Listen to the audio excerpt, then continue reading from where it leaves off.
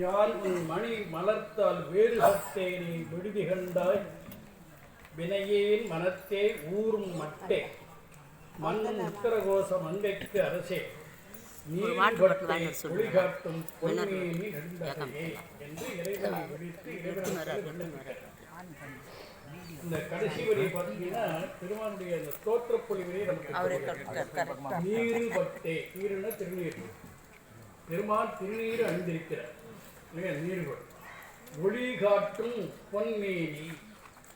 அப்போ திருநீர் பூசுகின்ற பொழுது மூடிடுங்க.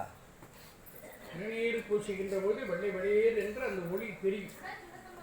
ஆனால் பெருமானுடைய திருமேனி எப்படி இருக்குன்னா சக்கச்சவே என்று இருக்கிறது. அதைத்தான் சொல்ல நீருபட்டே ஒளி காட்டும் பொன்மேனி நகையே என்று பெருமானை ஒழித்து என்ன விண்ணப்பிக்கிறார்னா, மாறுபட்டு அஞ்சு என்னை வஞ்சிப்ப. அஞ்சு என்பது நம்முடைய உடம்பில் உள்ள 5 பொறிகள், நெய் வாய் கண் மூக்கு செவி என்று சொல்லப்படுகின்ற 5 பொறிகள். இந்த பொறிகளை கொஞ்சம் சவுண்டு இந்த பக்கம் கேட்கலையா? சவுண்டு கொஞ்சம் இந்த பக்கம் பின்னால்.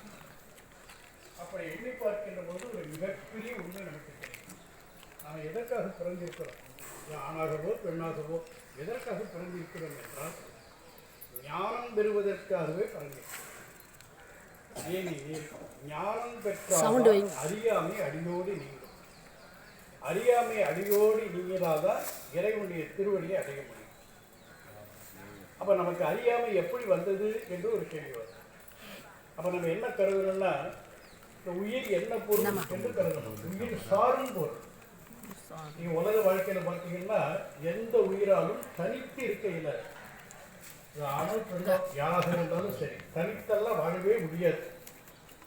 யாராவது ஒருவரை சார்ந்து தான் வாழும். ஒரு ஆண்மகன் கணவன் என்ற நிலையில் தன்னை மனைவியைத்தான் சார்ந்து வாழ்கிறார். ஒரு பெண்ணு மனைவி என்ற நிலையில் தன்னை குழந்தையை சார்ந்து தான் வாழ்கிறார். பிள்ளைகளெல்லாம் பெற்றோர்களை சார்ந்து இருக்கிறார்கள். முதுமை காலத்தில் பெற்றோர்களெல்லாம் பிள்ளைகளை சார்ந்து இருக்கிறார்கள். குடிமக்கள் எல்லாம் அரசனை சார்ந்து இருக்கிறார்கள்.